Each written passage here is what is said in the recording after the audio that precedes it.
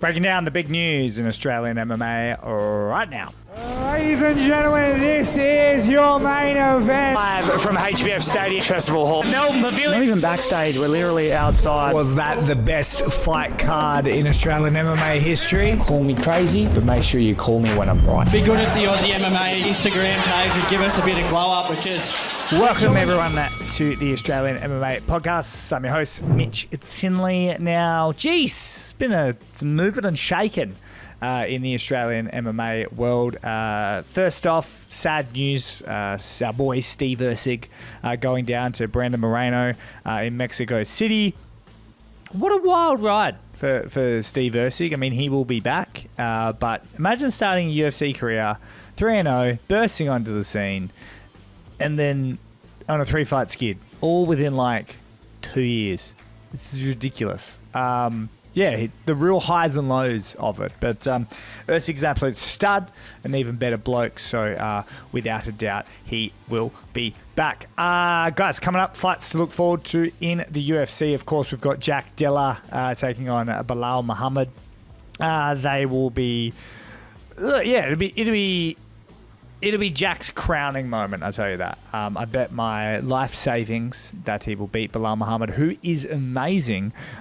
Jack Della is just special. He's coach Ben Vickers. If you ever saw that interview, it was actually our interview of the year last year. I chatted to him nearly 10 years ago, and he said that Jack Della was like 1 and 2 at the time, and he said that this man will be the welterweight champion of the world. And I said... where? And he said, the UFC. And I said, no. And he said, yeah. It's incredible. He called it. He now has that opportunity. What is it, May 10th? Look, it's going to be interesting to see if he can do it, because Belal Muhammad, a hell of a wrestler, a hell of a fighter.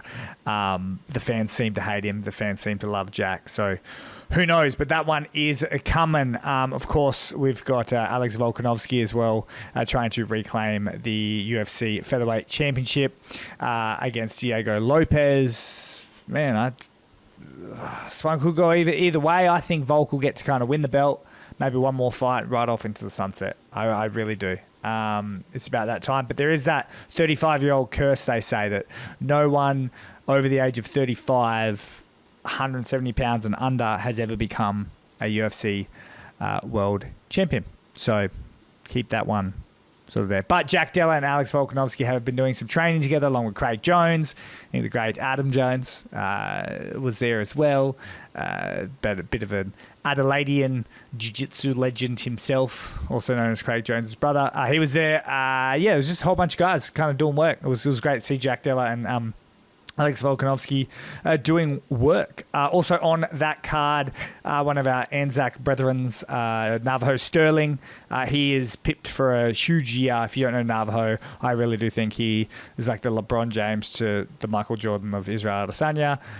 Whatever you think Israel is, that rise he had and the time on top was incredible. And I think Navajo can really sort of replicate that. And he's taking on Tuco. He's taken on someone. Look, he's going to be on the Jack Della card as well, so I think it's going to be a very, very exciting time. Now, we also have some matchups in the road to UFC. Before we get into that, shout out to sort of some of our other guys that have sort of spent some time in Australian MMA and gone on to other things. Stephen Costello, who was scheduled to take on Alden Bates at Eternal MMA before Alden Bates weighed over. The fight was not then called off. They got into a bit of a skirmish at the weigh-ins. Costello then had to wait until Eternal Sydney earlier this year, where he took on David Martinez. Remember that name, because we'll be back to talk about David soon. But David ended up beating him for the welterweight championship. But Stephen Costello has recently announced that he has signed with Cage Warriors. So that's kind of like the Eternal of Europe, or the UFC of Europe, whatever you want to call it. I think it's on UFC Fight Pass, so you can see that. Oh, speaking of Cage Warriors, in case you missed it, Charles Joyner, who is from New South Wales, he was recently on Cage Warriors and unfortunately suffered a 4-second knockout loss as he went to kind of do the glove touch. The guy grabbed his glove and came over the top, knocked him out. very, very sad. It's kind of split the MMA community down the line. But talking to Europe, talking of all of that, a man that has made his name in Australian MMA, Alan Philpott, finally getting his flowers and his opportunity. I think he's like 21-16 in his record. He has sort of fought the who's who in Australian MMA. He will get his opportunity. He has signed a multi-fight deal with the PFL. In PFL Europe 1, I think it's going to be in Northern Ireland.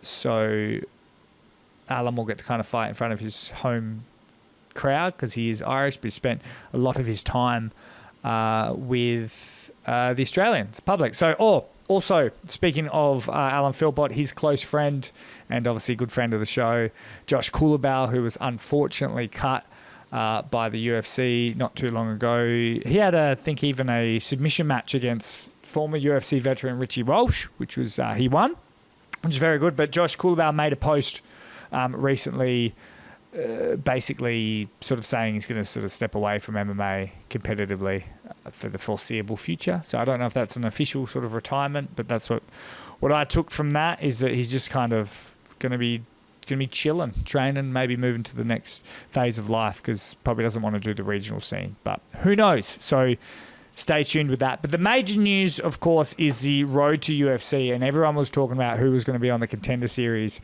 for Australian MMA. And although I think, mathematically, if we wanted to and if the guys were there, I think the UFC would take up to 12 guys in the Dana White contender series. We broke a record with Anzac fighters taking up about 8 spots last year. But this year, it's, how do I explain it? The road to UFC is more like a Southeast Asia sort of tournament where it sort of showcases the 170 and down and the Asian population of mixed martial arts from different countries and whatnot. And now, because we sometimes get to slide into that, Australia gets to be a part of it. I don't know, maybe they thought, hey, Australia's doing bloody good in mixed martial arts. It's time we just get more pathways. And I did not see this coming. I did not see Road to UFC coming for Australian MMA, but I think it's very exciting because all we were talking about is contender series. And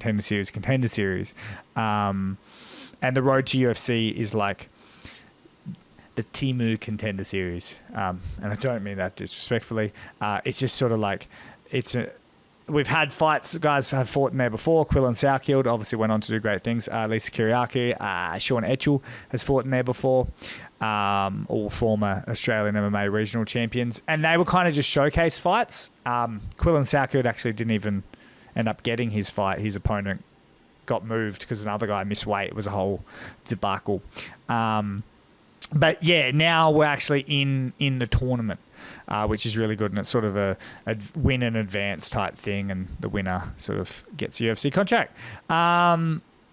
It's a good opportunity. There's 2 guys that have fought on Eternal MMA before in the tournament, which is really good. Daichi Kamiya, who beat Raymart Quintana with the modified twister on Eternal, is very impressive, and Raymart's very skilled.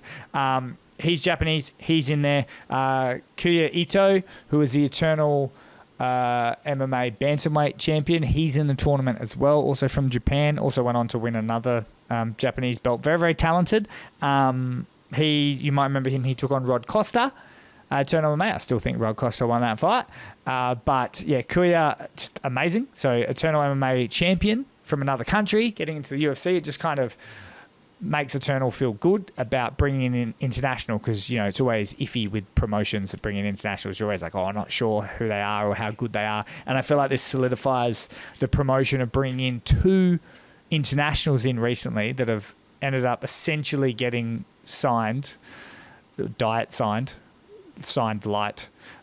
the UFC, which kind of gets them a lot more stock for when they bring in an international guy. Another Anzac on the card is everybody's favourite New Zealander, Aaron Toe, Dan Hooker's tag team partner, getting a second chance. He unfortunately fell short at Dana White Contender Series, dropped down to flyweight, later whooping on some poor Balinese boy, and now he's back with an opportunity in the flyweight tournament. So Aaron Toe, very, very talented, very, very exciting, very polarising, that man, but I really like him, and I think he's got a future, especially at flyweight. I know people want to critique sort of how he got there or opponents and whatnot, but you can't deny that the man's got talent. It doesn't mean that if you think Aaron Toe's good, that you think Anthony Drillich and Sean Gauci and Stuart Nickel aren't.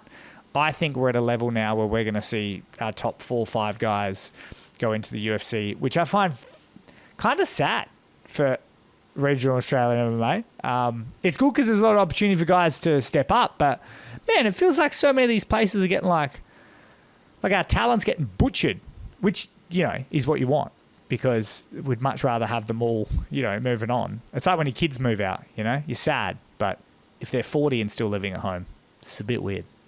Also on the card, Australians that will be in the tournament, like I said, not just showcase fights, in the tournament. We've got none other than Seb Saleh, the Eternal MMA featherweight champion, absolute stud, recently just beat Taser Malone. Kind of on that really got to get moving age bracket. I think he's 31. He's so talented, so well-spoken, just great guy. There's that weird thing between who's the best featherweight in Australia, and some people are saying Seb Saleh and some people are saying George Mangos and all that sort of bullshit. Look, I think George will be off Contender Series or he'll get signed separately. I really like this opportunity for Seb. I actually would have liked to have seen him in the Contender Series, but I think he's really going to stand out and make this tournament his own. He's got that beautiful karate style, but he can do all the other things that make you a great mixed martial artist. And even Alex Volkanovski, his training partner, speaks very highly of Seb, saying he's increasingly becoming, one of his toughest rounds in the gym, which is, quite the praise. Another man that is in the tournament, I love this guy, Don Marfan. Now, he's just an absolute stud. His only 2 losses are to Quillan Salkeld, and I feel like he has bludgeoned everyone else in his path.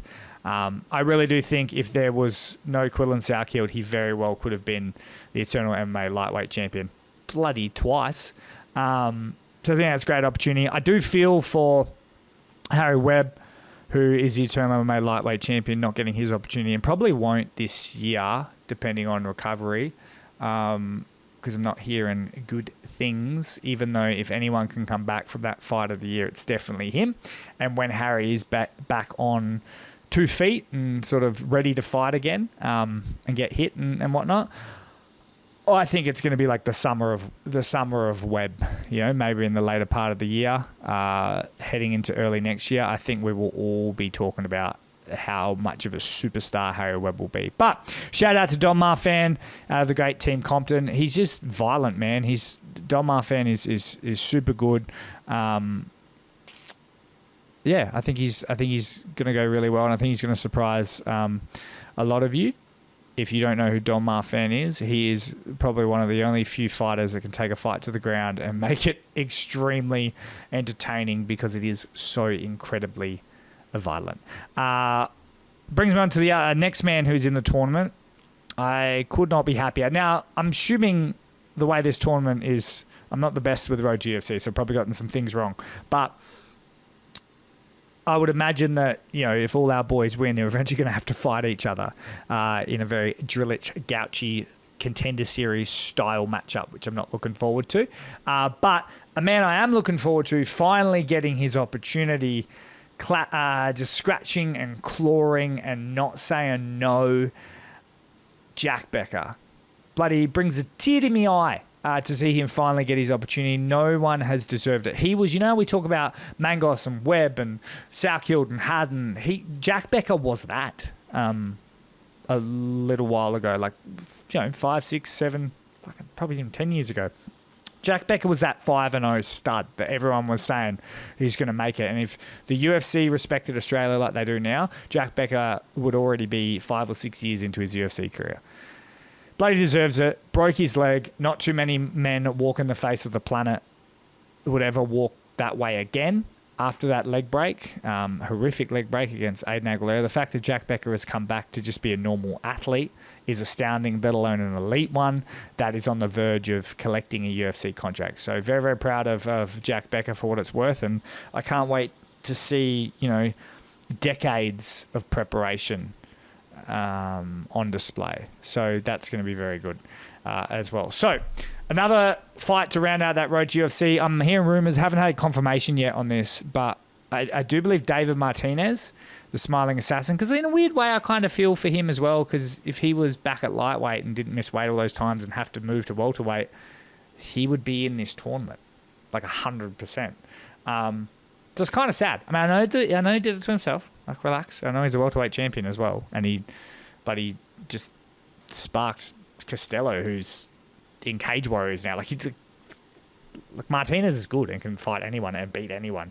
I think he is going to be the greatest Australian MMA fighter not to make it to the next level, because I don't know if they're going to bet on his style and bet on his sort of previous hurdles that he's had to clear in terms of weight. But I think Martinez is one of the most underrated talents in all of Australian MMA.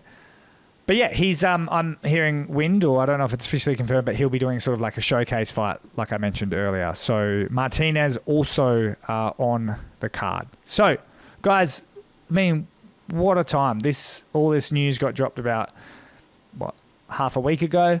I'm just sort of gathering my head around it now, because there's so much news. It's so hard to keep up with these days in Australian MMA. And honestly, couldn't be happier, couldn't be proud of everyone. Let's get behind them. Other than that, a few big shows to come, some good amateur shows. Shout out to Winners Circle. Gave them so much shit, but they put on a nice show in the amateurs. Yeah, good time. Guys, subscribe. Let me know your thoughts. I know we just rambled there, but that's kind of all your news. And hit us up, Australian MMA _ on Instagram. And yeah, other than that, let me know what you want to talk about next. See you next time.